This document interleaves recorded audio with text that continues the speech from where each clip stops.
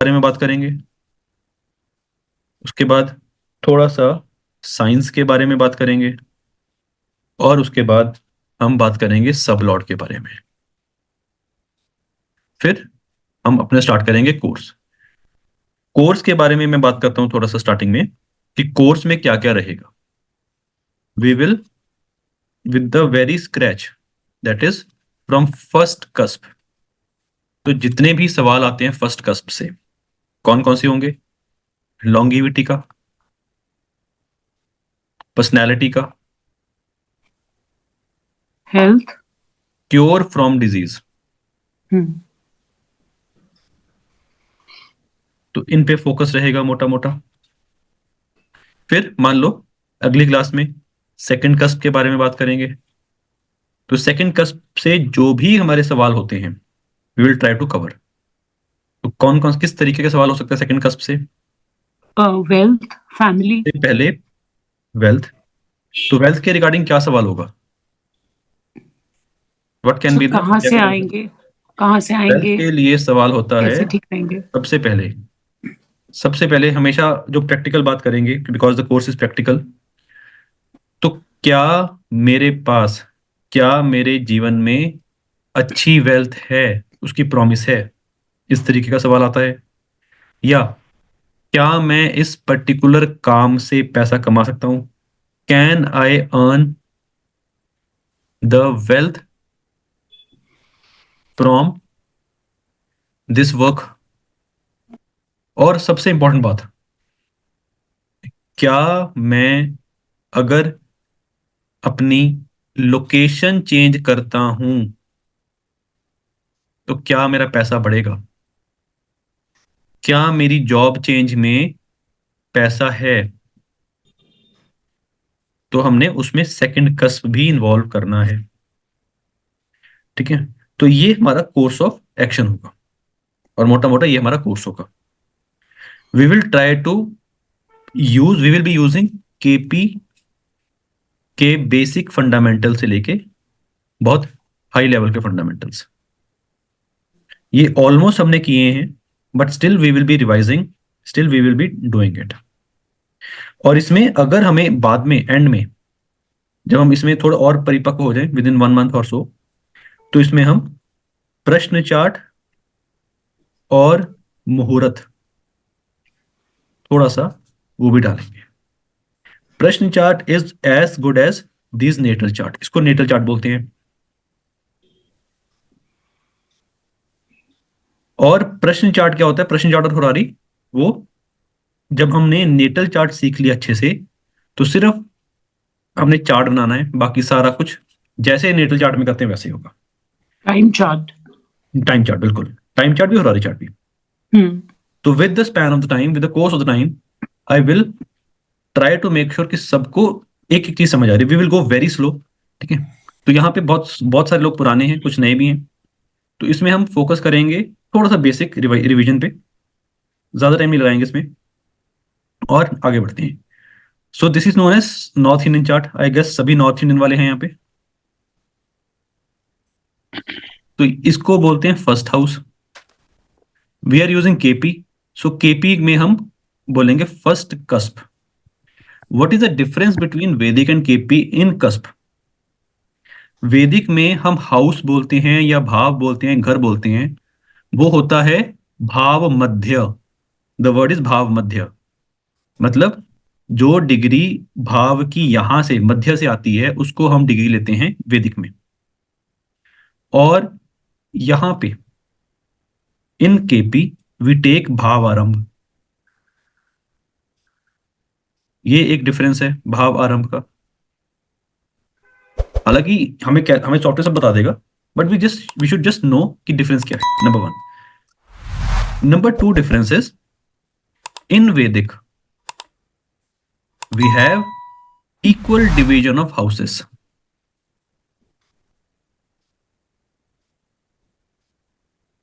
Equal division होती है houses की। बट केपी में what we use, we it is known as Placidus system of house division. Placidus system of house division. जो धरती को, अर्थ को एक्चुअल जो ओवल शेप है धरती की, एलिप्टिकल शेप है, वो कंसिडर करता है, जिसके चलते धरती पर अगर मैं लॉन्गिट्यूड लैटिट्यूड मेजर करूं from the time I have been born or anyone is born, तो उसके कारण जो हाउसेस की जो स्पैन है, the span of the house may or may not be equal to 30 degrees. राशियां हमेशा हम 30 डिग्रीज लेंगे, राशि इज ऑलवेज 30 डिग्री, ये फिक्स्ड है। Houses may or may not be 30 degrees, houses can be greater then 30, less than 30 और equal to 30। फिर उसके बाद इसको समझना कैसे है, राशि में हाउस विराजमान है और यहीं पे प्लैनेट विराजमान है। जब हम राशि की फर्दर थोड़ी देर में सीखते हैं, राशि की फर्दर डिवीजन करेंगे तो उसमें और क्या क्या निकलेगा वो बात करेंगे। तो अभी यहां पे टेक अवे क्या है, that houses are not equal, or the span of the house or the longitudinal span of the house is not equal to 30 degrees. It may be or it may be less, it may be more. दूसरा, राशियां दोनों में either your following वैदिक और your following KP, दोनों में 30 degrees होती हैं। और तीसरी, इसको बोलते हैं स्टेलर पद्धति ऑल्सो, या stellar form of astrology also. What does it means, जो केपी का एक बेसिक रूल है वो ये है, planet give the result of its star lord, और इस स्टार लॉर्ड को हम बोलते हैं नक्षत्र लॉर्ड ऑल्सो।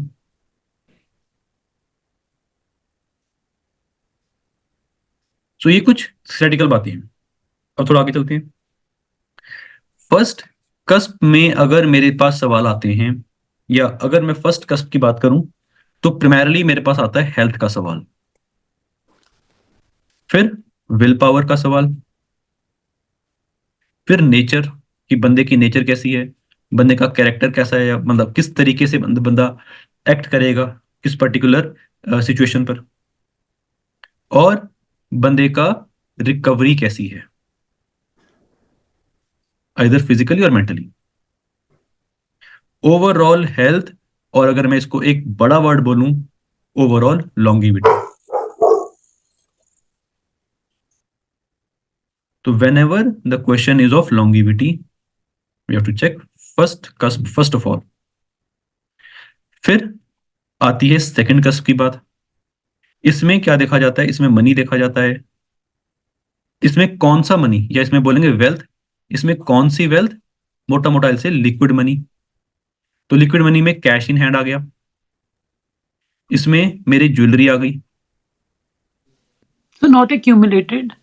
नहीं नहीं, मतलब वही Okay. यूनिट होगी ना, वही वही मैम, जो अच्छा. बैंक में पड़ी है मेरे पास, हम्म.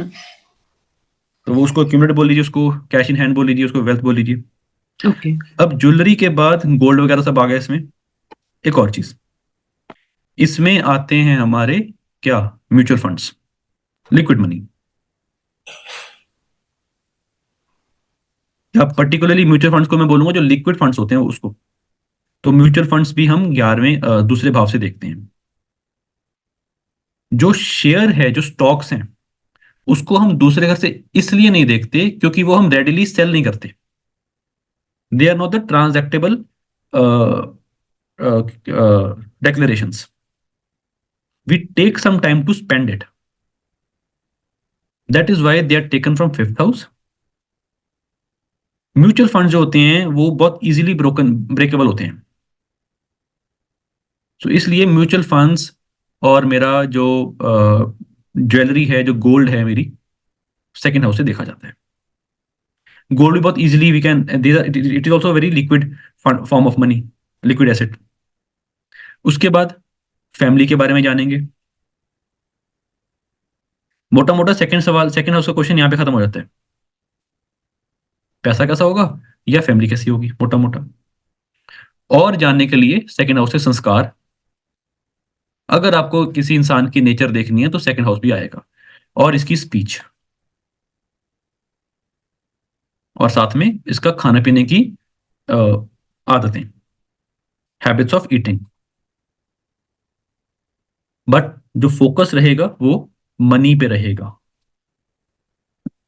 Then comes third house. Third house से क्या देखा जाता है? किसी भी तरह का communication is seen from third house, किसी भी तरह का document is seen from third house. So अगर मैंने डॉक्यूमेंट की बात करी, तो डॉक्यूमेंटेशन में, या मैंने उसके साथ साथ कम्युनिकेशन की बात करी, तो कम्युनिकेशन और डॉक्यूमेंटेशन का मतलब, मेरी प्रॉपर्टी की रजिस्ट्री कब होगी, मेरे को लाइसेंस कब मिलेगा, मेरी इंटरव्यू मैं कब शेड्यूल करवाऊं। So visas also? हाँ, किसी भी Okay. तरह का डॉक्यूमेंट है, वो थर्ड हाउस का उससे कनेक्शन होना चाहिए। So all certificates all basically? Certificates, yes. Okay. I request everyone, ma'am थोड़ा सा म्यूट कर लीजिए, ठीक है? We will take the things afterwards, ठीक है? Let me complete this thing. फिर उसके बाद तीसरे घर में कभी कभी सवाल आता है कि भैया ये बताइए कि मेरे पड़ोसियों के साथ या मेरे सिबलिंग्स के साथ कैसे रिलेशंस होंगे। Not very common question, but normally अगर कोई पूछता है तो तीसरे घर से देखना है। उसके बाद और इससे इंपॉर्टेंट क्वेश्चन आता है, क्या मैं अपनी प्रॉपर्टी को सेल करूंगा, सेलिंग ऑफ प्रॉपर्टी ऑल्सो, और anything property vehicle. Why selling of property और selling of vehicle is seen from third house? Because जो मेन हाउस है फोर्थ हाउस प्रॉपर्टी का, उससे वो 12वां है। सो किसी भी तरह की मूवमेंट का सवाल अगर आएगा तो we have to focus on third house. किसी भी तरह की डॉक्यूमेंटेशन, किसी भी तरह की कम्युनिकेशन मेरे को तीसरे घर से देखना है, और आई विल से तीसरे कस्प से देखना है। फिर आता है चौथा कस्प। सो चौथे कस्प में सबसे पहले let's start with property. Now property can be any form, it can be house, it can be vehicle. क्या मैं घर परचेज करूंगा, क्या मैं व्हीकल परचेज करूंगा, तो मेरा कम से कम जो स्टार्टिंग वाला जो मेरा पॉइंट होगा for the prediction, I have to go to, और have to attack the fourth house और फोर्थ कस्प। उसके बाद वैदिक में चौथे घर से एजुकेशन नहीं देखी जाती, केपी में एजुकेशन टिल ग्रेजुएशन देखी जाती है। Education till graduation we see from fourth cusp. तो सवाल आता है कभी कभी, क्या मैं आगे पढ़ पाऊंगा, क्या मेरा बच्चा कॉलेज वॉलेज ठीक कर लेगा, या कॉलेज की पढ़ाई ठीक कर लेगा। This is education till graduation, MBBS, BE, BTech, arts, LLB, सारा कुछ चौथे घर से देखेंगे। उसके बाद अतिरिक्त जो प्लैनेट्स हैं उनकी अलग से बात करेंगे। उसके बाद चौथे घर से और क्या देखा जाता है? चौथे घर से देखा जाता है किसी भी तरह की आर्टिफिशियलनेस। वाई आर्टिफिशियलनेस, अभी समझते हैं। पांचवा घर जो होता है, fifth house, is the house of natural creativity.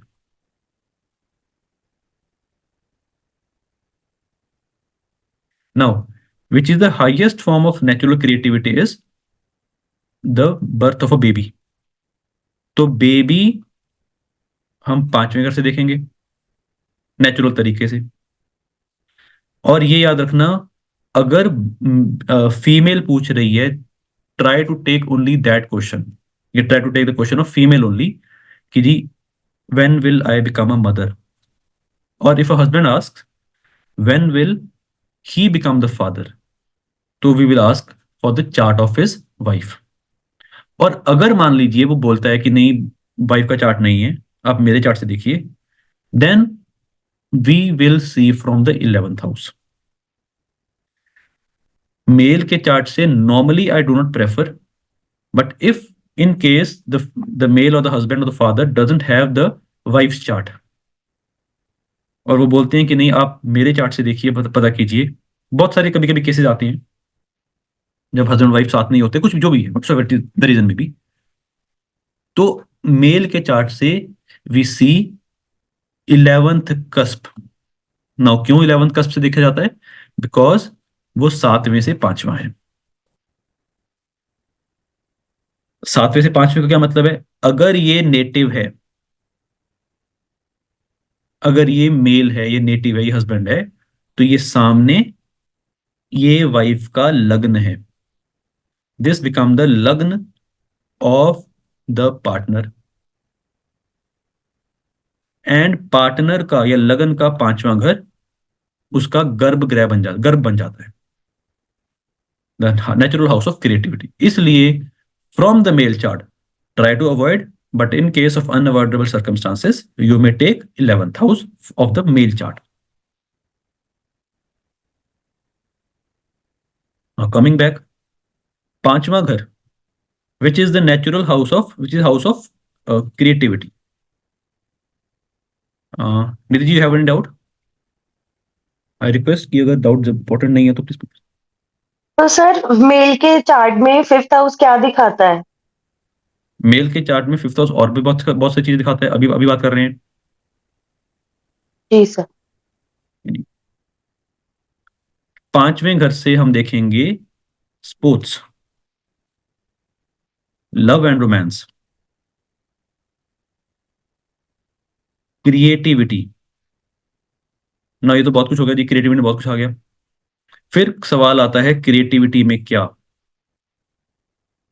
क्या मैं एक्टर बन सकता हूं? क्या मैं स्पोर्ट्स पर्सन बन सकता हूं? क्या मैं डायरेक्टर बन सकता हूं? क्या मैं कॉमेडियन बन सकता हूं? क्या मेरा फिल्म लाइन में, क्या मेरा एक्टिंग लाइन में, क्या मेरा स्पोर्ट्स लाइन में, और आई विल से क्या मेरा अदर देन स्टडीज में कोई करियर है? तो यहां पे लिखेंगे अदर देन, और आई विल से एक्स्ट्रा करिकुलर एक्टिविटीज में हमारा करियर, या अदर देन स्टडीज। क्या मैं टेक्नोलॉजी को या किसी तरीके का प्रोडक्ट डेवलपमेंट में काम कर सकता हूं? फिफ्थ हाउस में लिखेंगे प्रोडक्ट डेवलपमेंट। किसी भी तरह का वर्ड जो है, अगर किसी भी तरह की स्टेटमेंट में अगर डेवलपमेंट वर्ड आपको फील हो रहा है तो उसका मतलब पांचवा कस्प है। So any kind of development, B it product development, B it child development, B it personality development. आते हैं ना आजकल बहुत सारे कोर्सेज आते हैं जिसको हम क्या बोलते हैं आजकल के समय में? EFT, जिसको हम बोलते हैं इमोशनल ट्रेनिंग। क्या मैं टीचर बन सकता हूं? क्या मैं कंसल्टेंट बन सकता हूं? क्या मैं किसी को सल्यूशन देने का काम कर सकता हूं? क्यों सल्यूशन देने का काम? क्योंकि मेरे को एक मिस्टर एक्स कुछ पूछ रहे हैं, उनके लिए मेरे को सॉल्यूशन डेवलप करना है। मेरे को मिस्टर वाई कुछ और पूछ रहे हैं, उनके लिए मेरे को कुछ कंसल्टेंसी अलग से देनी है। So that is why anything which comes naturally is seen from fifth house. उसके बाद, क्या मैं शेयर मार्केट में काम कर सकता हूं? क्या मैं स्टॉक मार्केट में काम कर सकता हूं? क्या मैं ऑप्शन ट्रेडिंग्स में काम कर सकता हूं? ये सारा कुछ हम पांचवें कैसे देखेंगे। उसके बाद आता है छठा घर। किसी भी तरह की प्रॉब्लम जो छोटे लेवल पर है वो छठे घर से देखा जाएगा। किसी भी तरह की सर्विस छठे घर से देखी जाएगी। किसी भी तरह का डिस्प्यूट छठे घर से देखा जाएगा। मेरे को ऐसा लग रहा है कि कुछ ना केस वेस होने वाला है, तो देखेंगे क्या छठा घर कुछ ऐसा दिखा रहा है। अभी हम कम्बिनेशन ऑफ हाउसेस करेंगे with the course of time, but अगर एक सवाल आता है, सर बताइए कुछ केस वेस तो नहीं हो जाएगा? अगर हो जाएगा तो क्या होगा? और किसी भी तरह की बीमारी, छोटी लेवल की बीमारी हम छठे घर से देखते हैं। सो नौकरी, झगड़ा और बीमारी। क्या मेरे को लोन मिल जाएगा? आजकल बहुत सवाल आते हैं, जी लोन नहीं मिल रहा, बताइए मिल जाएगा नहीं मिलेगा? हम ये बोलेंगे लोन मिलेगा भी, किस तरीके से मिलेगा, कैसे मिलेगा, कब मिलेगा। किस तरीके का मतलब होता है, सपोज आपको लोन ये छठे कस्प में आपको मार्स दिख जाए, तो क्या बोलेंगे? Mars is basically what? Mars is a pressure. तो आपको प्रेशर लगवाना पड़ेगा।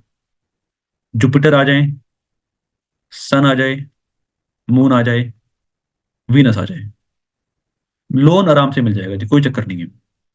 जुपिटर और वीनस आ जाएंगे तो आपको बिठा के चाय भी पिलाएंगे, लोन भी मिलेगा। मून भी बहुत अच्छे। मरकरी आ जाए। मरकरी क्या है? इट्स ए डुअल प्लैनेट जी। आपको पहली बार में तो नहीं मिलेगा, you will have to attempt multiple times. Shani आ जाए तो जी मिलेगा, बट घिस घिस के मिलेगा, आपको थोड़ी सी ज्यादा मेहनत करनी पड़ेगी। केतु आ जाए, जितना चाहते हो उतना नहीं मिलेगा, कम मिलेगा। If you are asking for suppose 50 lakhs, you will not get 50 lakhs, you will get 30 lakhs, something near about like that। ठीक है, तो ये प्लैनेट की हमें कारक तत्व हमें पता है। छठे घर से और क्या देखा जाता है? छठे घर से देखा जाता है लोन, बीमारी, डिस्प्यूट और डेली रूटीन, रूटीन और नौकरी। तो ये मोटा मोटे छठे घर के हैं। टेक अवे क्या है? रोग, ऋण, शत्रु। बीमारी तो नहीं हो जाएगी, लोन कब मिलेगा, कैसा मिलेगा, या कोई झगड़ा तो नहीं चल रहा। इस तरीके की चीजें हम छठे घर से देखेंगे। फिर उसके बाद आता है सातवां घर, very important house for life. तो सेवंथ हाउस से हम सबसे पहले देखते हैं शादी।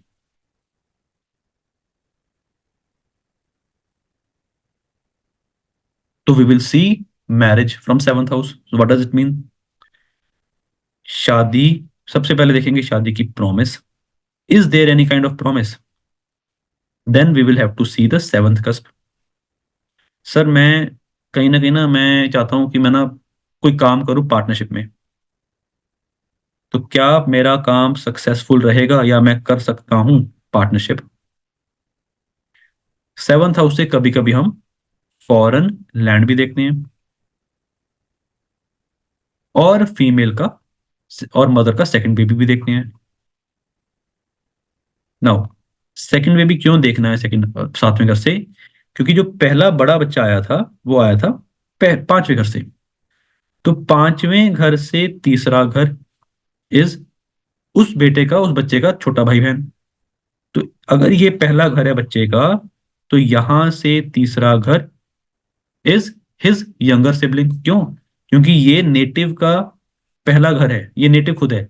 इससे तीसरा उसका छोटा भाई बहन।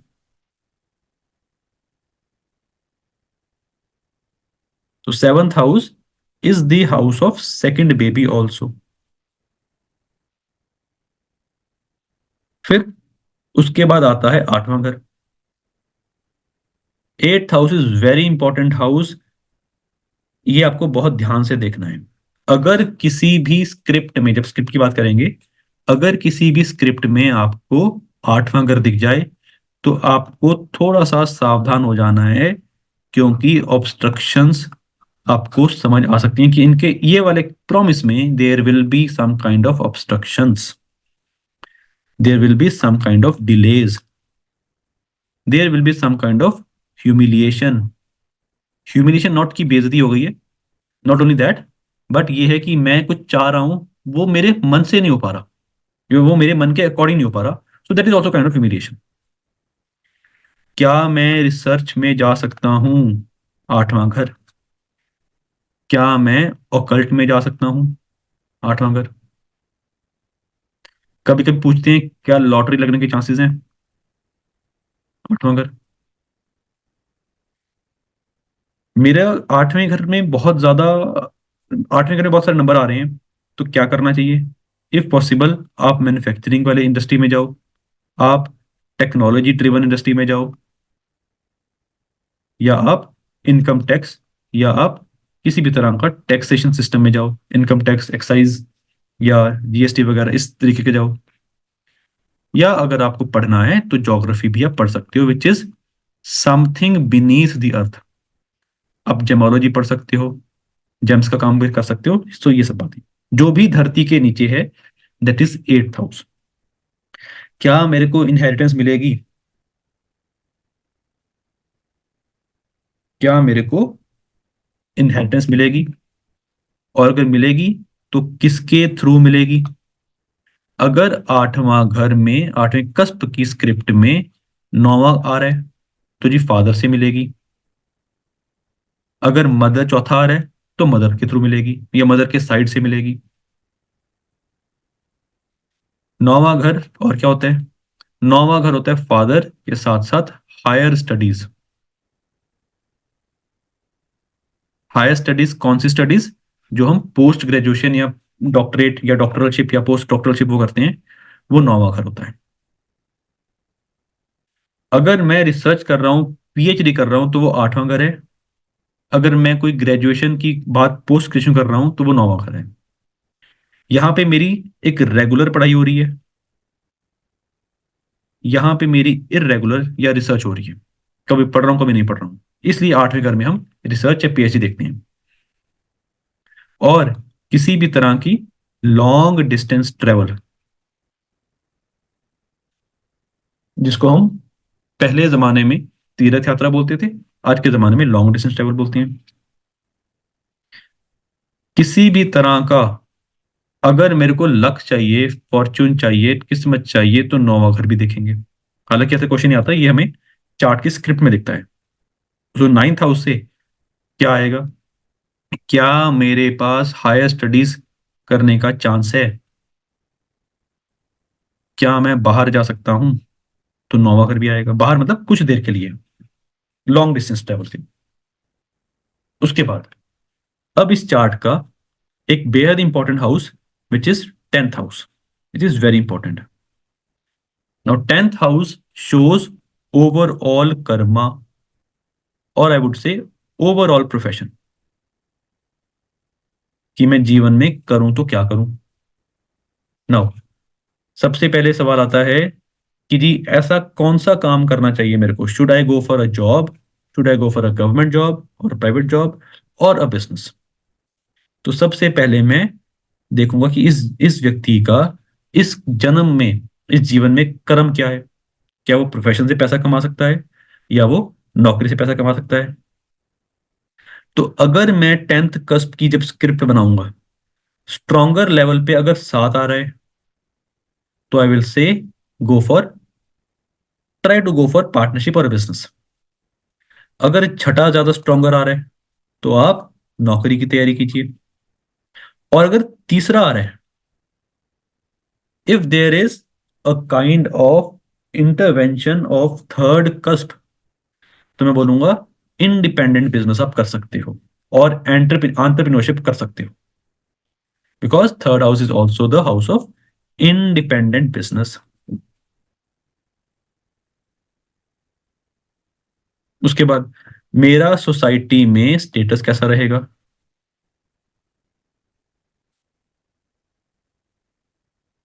और क्या मैं पॉलिटिक्स में जा सकता हूं? 10th house is this one. फिर आता है 11th house. This is the most important house in your KP. Why? Because this is the house of fulfilment of desires. जो आपको सवाल पूछा, अगर प्रश्न कुंडली में या प्रश्न कुंडली में या आपके नेटल चार्ट में उस समय ये 11वां दिखा रहा है या उसके चार्ट में 11वां दिखा रहा है, प्लीज अंडरस्टैंड माई वर्ड्स। जब किसी ने प्रश्न कुंडली पूछी या आपने प्रश्न कुंडली लगाई, उसमें रेलेवेंट कस्प में 11वां घर आ रहा है या नेटल चार्ट में 11वां घर आ रहा है, तो answer is always mostly yes. बाकी अगर 8वां घर भी आ रहा है तो मॉडिफाई हो जाएगा साथ साथ। पहला घर आ रहा है तो बहुत अच्छी बात है, बट अगर 11वां घर आ रहा है तो चीजें आपको आपकी इच्छाओं के अकॉर्डिंग मिल लेंगी. There will be fulfillment of desires as per the chart. Now the next is 12th house. The 12th house is the house of expenditure. Now what does expenditure means? It can be the form of investment. It can be the form of foreign travels.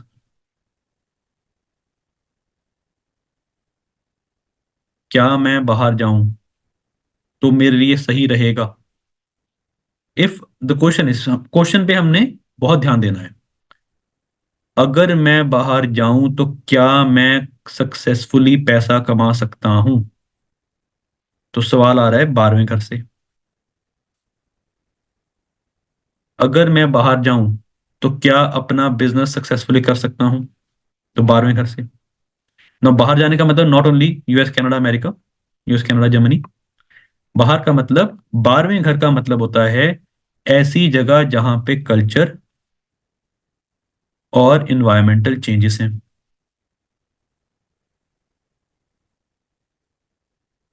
12वां घर होता है अपनों से दूर जाना.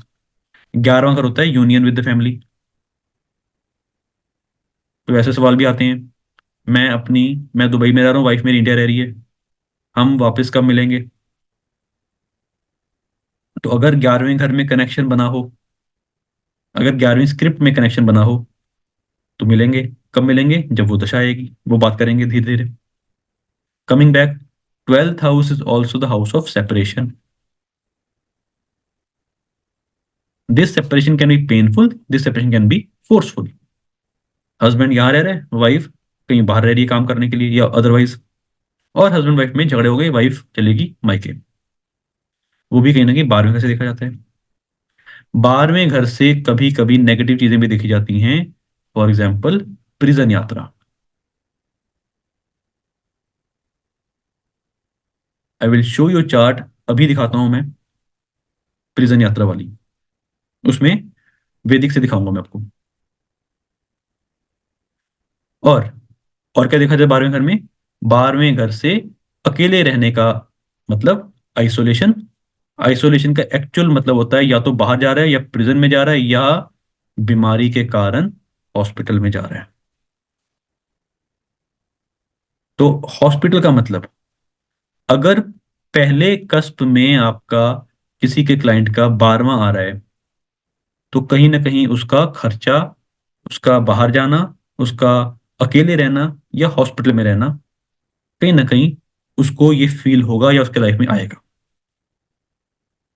तो ये basic चीजें जो हमें, I I I wish everyone should learn by heart, ताकि जब हम चार्ट्स करें तो प्रॉब्लम ज्यादा ना हो. नाउ यहाँ पे कुछ किसी को ऐड करना है, कुछ प्लीज कुछ बताना है तो you may please raise your hands. You can इसकी फोटो खींच लीजिए इसकी, ताकि बाद में हम थोड़ा सा इसको यूज कर सकें. Anyone having any other question, any question with respect to this? चलें आगे. अह, जी निधि जी, जी Bobby ma'am please go ahead. Sir जो आपने बताए हैं एट्रीब्यूट्स हाउसेस के, जी वो सारे ही होंगे या उनमें से एक या दो भी हो सकते हैं? मैम, जब जैसे हम अगर चार्ट नंबर करेंगे तो हम्म बहुत सारे चार्ट, बहुत सारे हाउसेस आएंगे. वो फिर मेरी हम्म और आपकी समझदारी पे डिपेंड करेगा कि कौन सा चार्ट, कौन सा हाउस हमें लेना है. फॉर एग्जाम्पल, अगर मान हम्म लीजिए मेरे से पूछा किसी ने, मान लो कोई 25 साल का लड़का आया मेरे पास, ठीक है, तो वो मेरे से पूछेगा जी बताइए शादी कब होगी. तो 7th हाउस देखेंगे. 7th हाउस तो मैम सेकंड बेबी का भी है, ठीक है ना.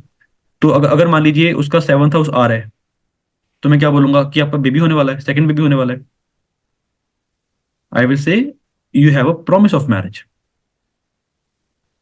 Okay then sir. It depends upon my common sense as well as my practice. ठीक है. अगर ओके मान सर। लीजिए कोई पूछ रहा है कि जी सर बताइए मैं प्रॉपर्टी लेना चाहता हूँ बट मेरा बजट जो है ना वो 10 लाख के आसपास ही है, ठीक है. उसमें मैंने देखा कि वीनस आ रहा है या जुपिटर आ रहा है. तो मेरे को दोनों की सिग्निफिकेशन पता है, Venus and Jupiter both are something big, Venus is luxurious, Jupiter is big. But वो उसने मेरे को क्लियर कर दिया कि भैया मेरा बजट 10 लाख ही है, तो मैं उसको ये तो बोलूंगा नहीं ना कि प्रॉपर्टी है, जुपिटर आ रहा है, एंटीला मिल जाएगा जी। तो this is where I, where my as a human being, where my as a astrologer, मेरी जो कॉमन सेंस है वो बहुत कम आएगी। बट यहाँ पे वीनस का आना, जुपिटर का आना बहुत अच्छा है, एक luxurious thing as per his budget वो देंगे। Okay, sir. जी Bobby ma'am please. Sir, if it is about the question is about certificates as well as any competition, what can we say? Both the houses are like activated. Third competition and के लिए हमेशा हम देखते हैं छठा घर, disputes, hmm, किसी भी तरह का कंपटीशन हम छठे घर से देखेंगे। hmm, ठीक है जी। अगर कंपटीशन में छठे घर में 10वां 11वां आ रहा है तो answer is yes, you will okay, succeed in competition, provided वो दशा चल रही हो। अभी इसके okay. बारे में तो कर देंगे बात, Hmm, निधि निधि सब कुछ मिलेगा आपको, you will get sure. Everything, just be with me. Hmm. जी सुनील सर प्लीज। सर इसमें if you can also tell ये जो कास्ट हैं ये किस रिलेशन को रिप्रेजेंट करता है? Yes yes Like- yes okay, I tell you one thing, चलो अभी ये शुरू कर लेते हैं, ठीक है? वैसे इसकी ज्यादा जरूरत नहीं पड़ती, but I just let you know, I am deleting this. KD sir any question? हाँ जी सर। जी सर जनरली हम फर्स्ट हाउस से हमेशा हेल्थ की डिस्कशन करते हैं सर, या आवाज कम आ रही है आपकी बहुत सारी sir. Okay okay okay sorry. हाँ जी सर। सर फर्स्ट हाउस से हम जनरली हेल्थ या उसकी रिकवरी की बात करते हैं, जी और जो ये विल पावर है, नेचर है, करेक्टर है, जी ये इसके ऊपर कभी किसी ने डिस्कस किया नहीं है। सर, कोई सवाल नहीं आता ना नॉर्मली। सर अगर अगर ना भी आए तो भी हमने देखना हो तो, हाँ अगर बिल्कुल नहीं आया। सर, अगर विल पावर है, अगर मैंने अपना चार्ट देखना है तो मैं देखूंगा फर्स्ट कस्प में कौन कौन से प्लैनेट ज्यादा डोमिनेटिंग है। If I have sun over here so I will have very strong will power. If I have moon over here तो जो मन है वो थोड़ा सा डामाडोल सा रहेगा, मून घटता बढ़ता रहता है। If I have Venus over here then I will be more brand oriented, ये मेरा कैरेक्टर भी है, विल पावर भी है, नेचर भी है। If I have Rahu over here what can be said sir, कि ऐसा व्यक्ति इमेजिनेशन सिर्फ चला जाता अपने है। बारे में सोचेगा, but he will be very technology driven, update रहेगा।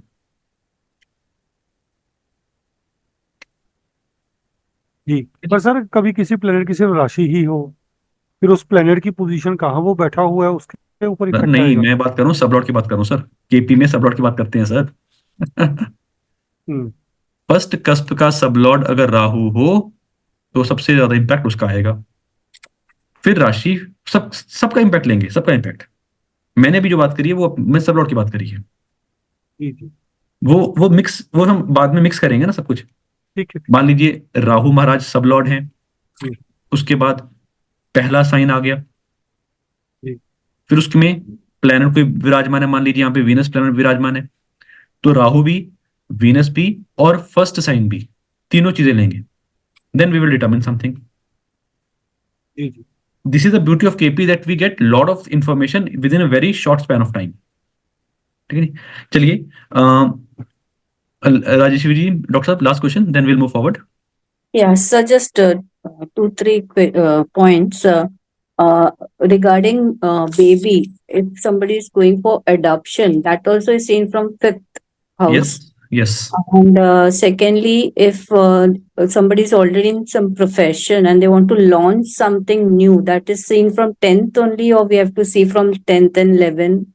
नहीं For नहीं ma'am see, for the profession, any kind of profession, be it my own work, be it my job, be it my entrepreneurship, first of all I have to see from 10th house, 10th only. 10th cusp की मैं इस दुनिया में क्या करने आया हूँ। उसके बाद हम हाउसेस जो उसके साथ रिलेटेड हाउसेस हैं और उसके प्लैनेट्स और राशियां, उनको अलग से हेल्प में लाएंगे। ठीक है, चलिए let me just tell you about the relationships. ठीक है डॉक्टर साहब, any other question? No, thank you. Okay चलिए, I take the questions later on. तो फर्स्ट कस्प ये मैं हूं, ये नेटिव है। सेकंड कस्प ये उसकी फैमिली है, ये उसकी पूरी फैमिली, जिसको हम कुटुंब या कुल बोलते हैं। फिर तीसरा घर मेरे पड़ोसी और मेरे छोटे भाई बहन।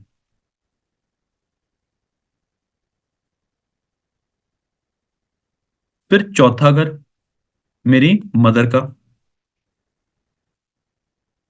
फिर पांचवा घर, अभी से लिखते रहिए, मैं और इसको लेके जाऊंगा। और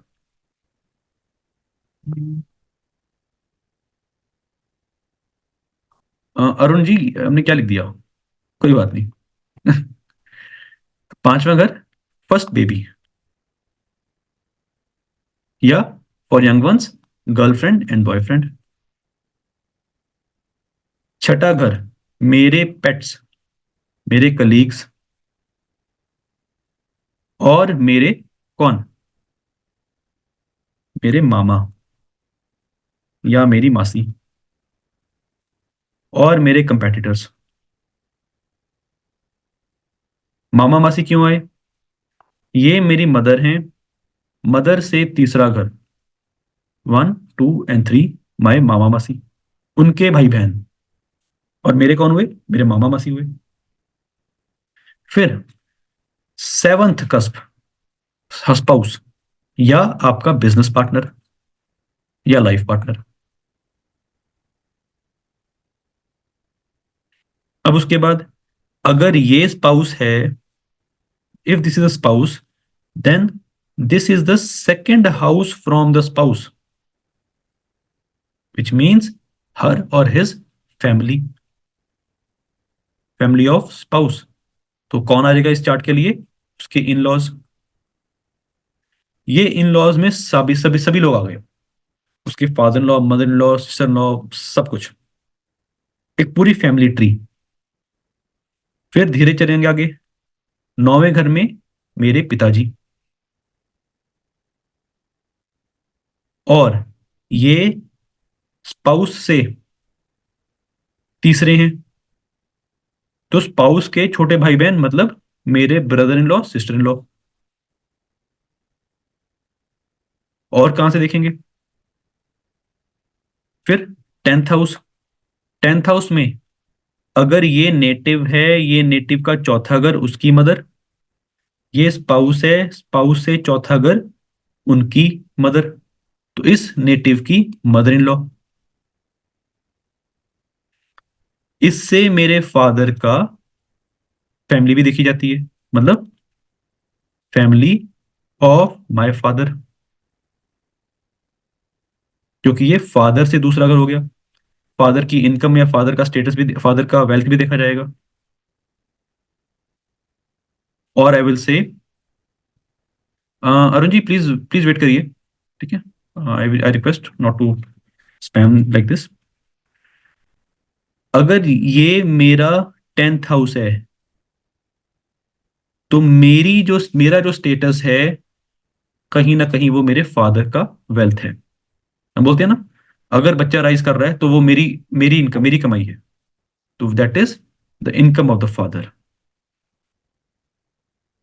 उसके बाद 11th house. 11th house is Elder siblings, मेरे बड़े भाई बहन या मेरे शुभ चिंतक, मेरे केयर टेकर या मेरे फ्रेंड्स, रियल वाले जो क्लोज है मेरे। और पिता से तीसरा घर, तो मतलब पिता के छोटे भाई बहन। हाँ Nidhi ji, I am coming to that answer. मेरे को आइडिया था कि कोई ना कोई पूछेगा। I am coming to that answer. तो मतलब मेरे चाचा, मतलब पिता के छोटे भाई बहन। और 12वां घर,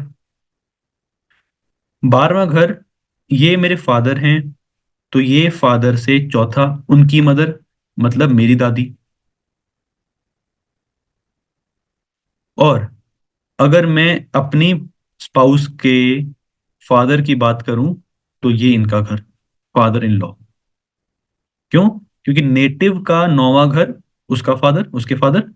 स्पाउस जो 7th हाउस के हैं, उससे 9वां घर स्पाउस का फादर मतलब स्पाउस के फादर मतलब इस नेटिव के फादर इन लॉ।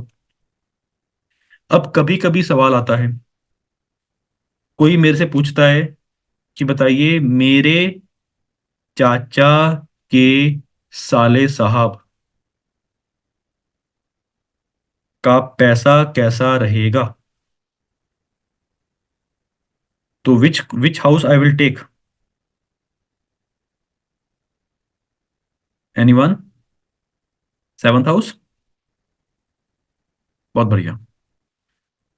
चाचा यहां से हुए, इनके साले साहब, इनके साले साहब मतलब इनकी वाइफ और इनकी वाइफ से छोटा भाई बहन, या जैसे भी बड़े साले साहब हैं तो इनका 11वां घर, तो ये हुआ बड़े भाई बहन, बड़े साले साहब और अदरवाइज। अब सवाल आता है कि जी ये मैं हूं, ये मेरी धर्मपत्नी, ये मेरी माता जी हैं, तो ये पिताजी क्यों नहीं हुए? पिताजी ये क्यों हुए? इसके दो आंसर्स हैं। पहला आंसर, मॉडर्न टर्म्स में जो पहला आंसर है वो इतना ज्यादा मैं नहीं मानता हूं, but I will tell you that answer also. But सबसे पहले, ये मैं हूं, ये मेरा बच्चा, ये मेरे पिताजी हुए, तो अगर ये नेटिव है तो नेटिव से 5वां घर उसका बेबी, तो अगर ये मेरे पिताजी हैं तो इनसे 5वां घर मैं हूं। This is number 1।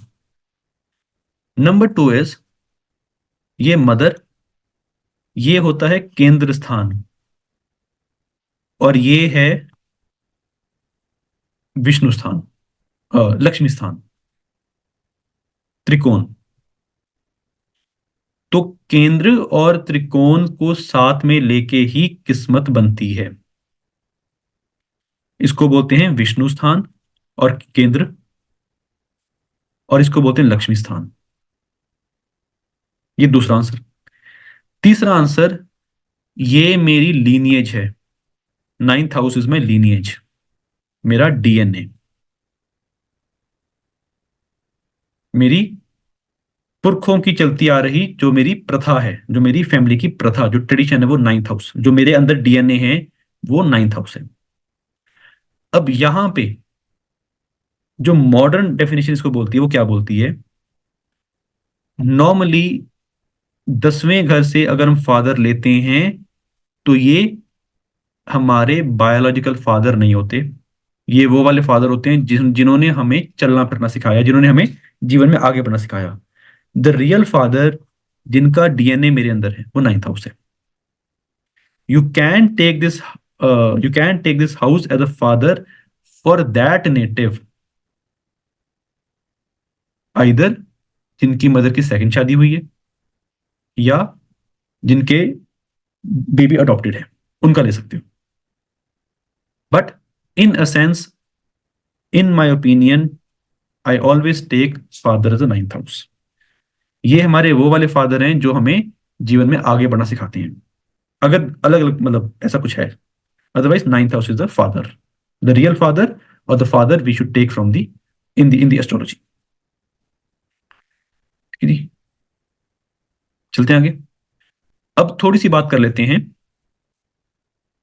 राशियों के बारे में या साइंस के बारे में। तो we know that every rashi is 360 degrees. थोड़ा सा मैथमेटिक्स कर लेते हैं इसमें। Every rashi is, sorry, every this circle is 360 degree, so there are 12 signs, so in a sense हर एक राशि 30 डिग्री की हुई। अब इसमें 30 डिग्री का क्या मतलब है, और अगर मैं इसको डिवाइड करूं, so there are it is divided into 4 elements. What are those 4 elements? 90 90 90 90 degree apart, every element is same. इसका क्या मतलब है? इसके ऐसे लिखते हैं 1 5 9, इसको थोड़ा सा मैं बड़ा कर लिख देता हूँ। 360 को मैंने 12 से डिवाइड किया तो 30 आया, और देयर आर 4 एलिमेंट्स, तो इसको सब लोग ऐसे लिखेंगे 1 5 9। फिर उसके बाद लिखेंगे 2 6 10, लिखेंगे 3 7 11, और फिर लिखेंगे 4 8 12। What is this? These are the science of the राशिज। ये राशियां हैं, इनको राशियां बोल लो, साइन बोल लो, जोडियक बोल लो। केपी में राशि साइन जोडियक सब बराबर है। वैदिक में जो एक्चुअल मीनिंग ऑफ राशि होता है वो वाली राशि होती है जिस साइन में आपका चंद्रमा पड़ा है या चंद्रमा विराजमान है। अब these the signs which are 90 degree apart have the same element। तो इसका जो एलिमेंट है वो फायरी एलिमेंट है।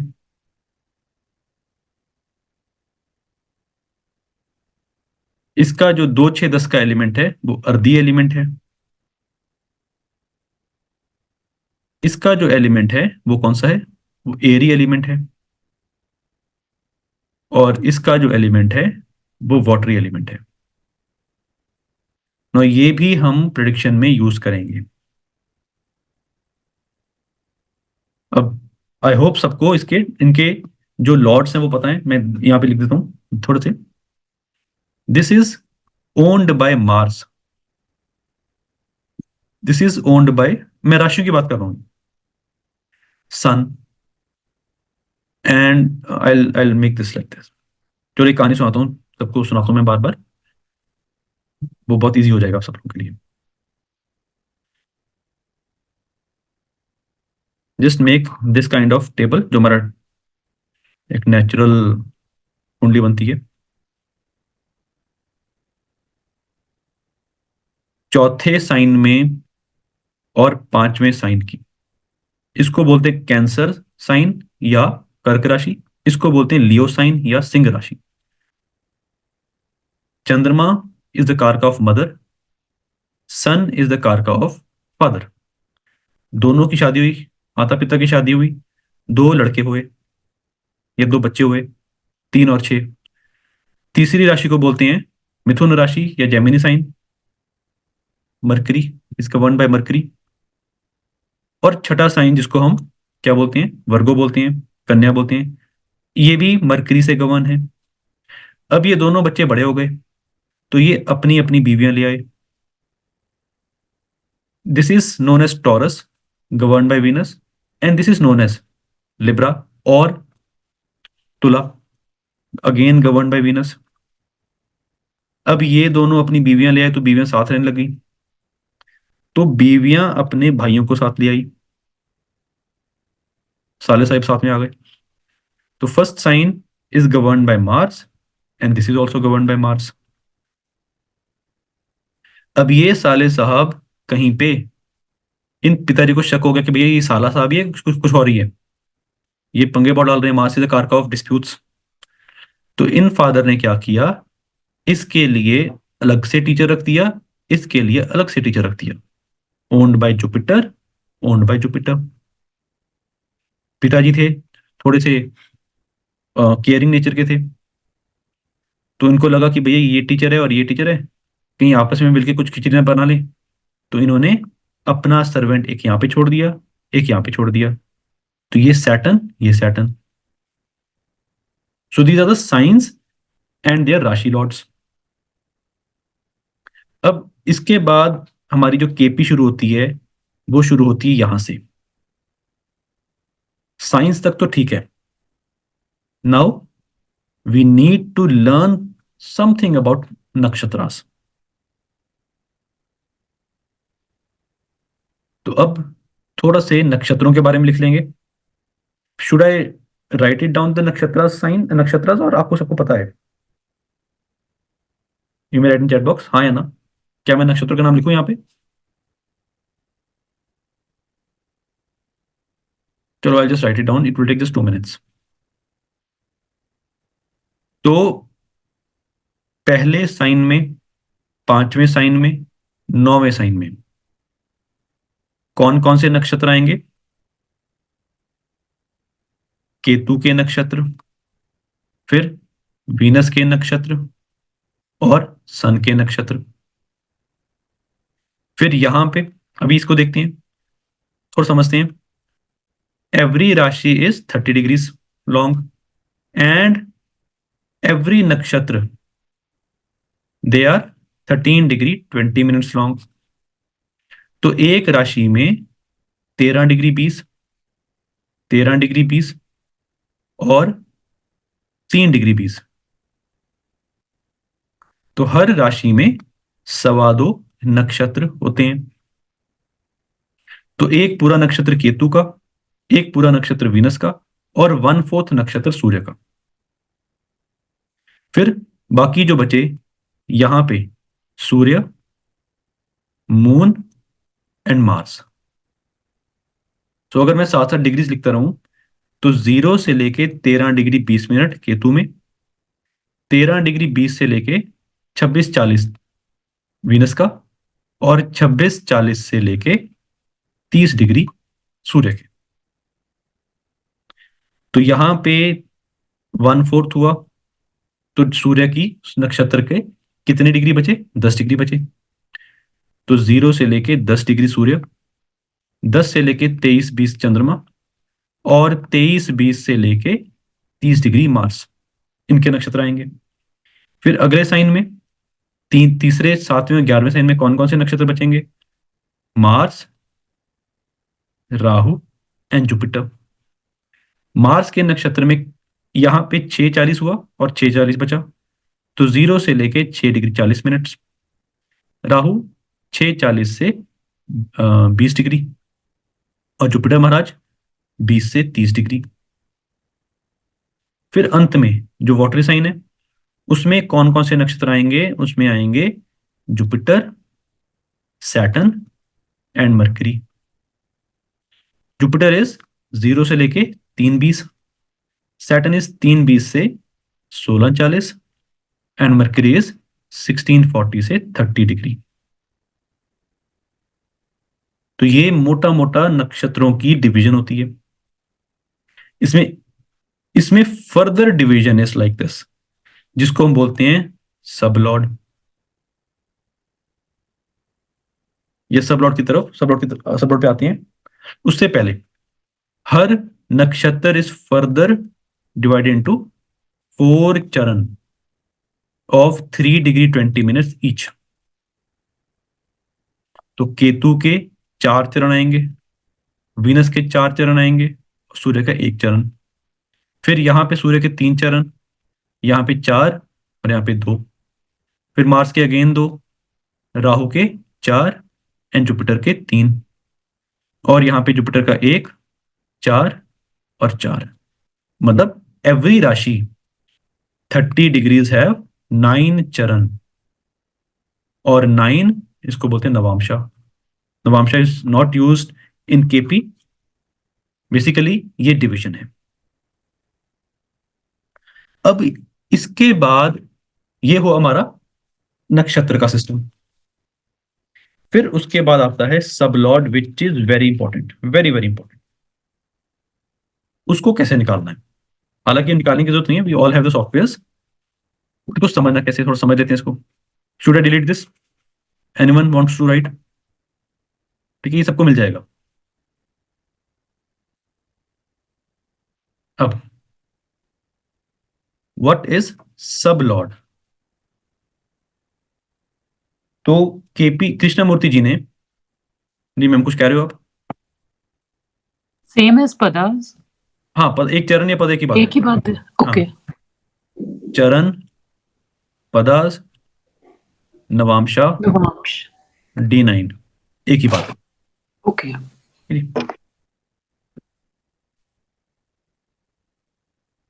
अब कृष्णमूर्ति जी ने, प्रोफेसर कृष्णमूर्ति जी ने क्या किया? इसको और माइन्यूटली डिवाइड किया, जिसको बोलते हैं सब लॉर्ड या sub division. What is that?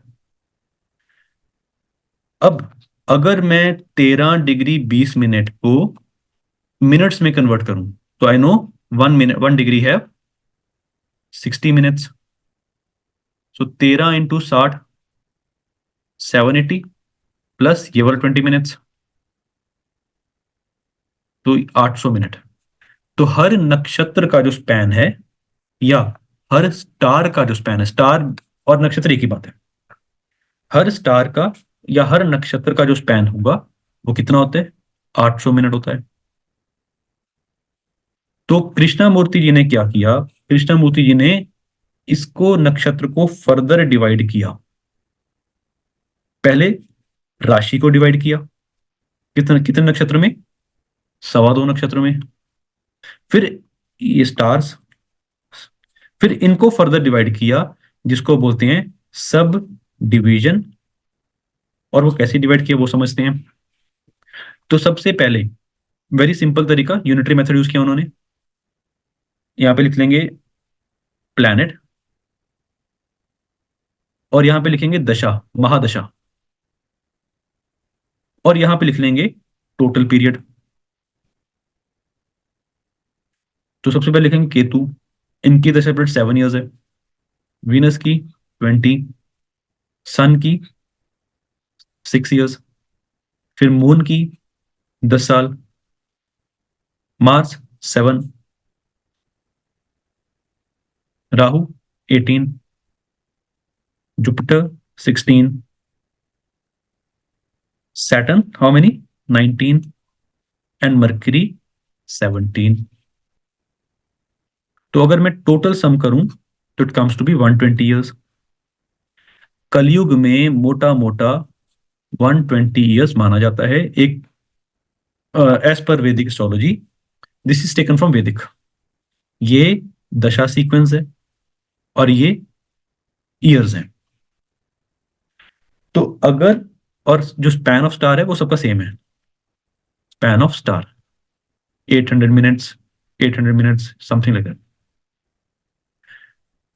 तो इसका total period 120, total 120, total 120 and so on so fourth. तो अगर मेरे को केतु का स्पैन निकालना है तो कैसे निकालूंगा? 7/120 into 800 minutes, simple unitary method. Venus का स्पैन निकालूंगा तो कितना आएगा? 20/120 into 800 minutes and so on. सूर्य का स्पैन निकालूंगा तो 6/120 इंटू 800 मिनट्स। ये मेरे को किस में आएगा? ये मेरे को it will come in minutes, क्योंकि ये ईयर और ये ईयर कट गया, ये मिनट्स आ गए, तो ये मेरे को मिनट्स आ जाएगा। So this is the way how we, और हाउ केपी सर और केपी कृष्णमूर्ति जी ने इनको डिवाइड किया। तो हर स्पैन का जो हर सब का जो स्पैन होगा वो कितना कितना आएगा? जितना भी आएगा टोटल हो जाएगा 13 डिग्री 20 मिनट। क्यों? क्योंकि हमने एक नक्षत्र को डिवाइड किया है।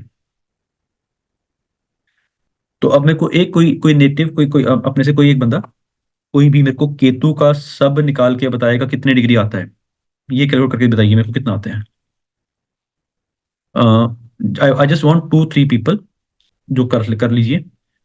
केतु की कैलकुलेट कीजिए, 7/120 इंटू 800 मिनट्स, कितना आया? वीनस का कैलकुलेट कीजिए 20 या आप एक काम करिए, राहु का कैलकुलेट करिए। राहु का 18/120 इंटू 800 मिनट्स, कितना आएगा? 2, 3, 40, 120 मिनट, कितना डिग्री हुआ? 120 मिनट कितना डिग्री हुआ?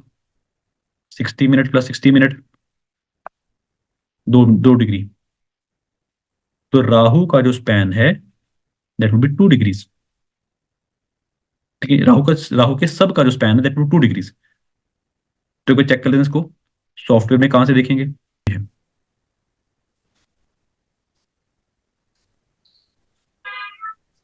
अब आप एक बार सिर्फ इस पे ध्यान लगाते हैं। Sign, sign lord, star lord and sub lord. Now पहले साइन में ये सब लॉर्ड, ये हमने 9 डिवीजन कर लिए एक राशि की। एक राशि में इतने डिवीजन आई है, मतलब सबसे पहले राशि आई मार्स की, एरीज, उसमें केतु चले और केतु का सब चला। तो केतु का सब का जो स्पैन है वो 0 डिग्री से लेके 0 डिग्री 46 मिनट। फिर वीनस का जो सब चला, वीनस टू सन, वो 0.46 से 3 डिग्री। अब एक बार राहु चेक करते हैं। ये राहु था जो हमने कैलकुलेट किया था 5 डिग्री 33 मिनट से लेके 7 डिग्री 33 मिनट। तुमने कितना कैलकुलेट किया था? 18/120 इंटू 800। कितना बना? 2, 3, 40, 120 minutes which is equal to 2 degrees. तो ये जो स्पैन आया है वो 2 डिग्री आया है, ठीक है जी। So this is basically the sub lord theory. Few people they take sub lord also, but यहां तक इट इज वर्केबल। बहुत अच्छी सटीक प्रेडिक्शंस आती हैं, ठीक है जी। अब यहाँ पे anyone having any question you may please ask. Sir हमें कभी इसकी जरूरत पड़ सकती है ट्रांजिट लोकेटर की? सर इसकी जरूरत अगर आपके पास सॉफ्टवेयर नहीं है तो पड़ेगी, और बहुत मुश्किल होगा यूज करना। नहीं, सॉफ्टवेयर तो चलो है ही है। हाँ, मतलब मैं वैसे कह रहा हूँ जरूरत कि नहीं जरूरत है। पड़ सकती है। नहीं, ये सर हमने जब हम केपी क्लासेस भी करते हैं, सिर्फ स्टार्टिंग में बात करते हैं कि ये ऐसी चीजें कुछ होती हैं, because when we are going to learn something we should know the basics, at least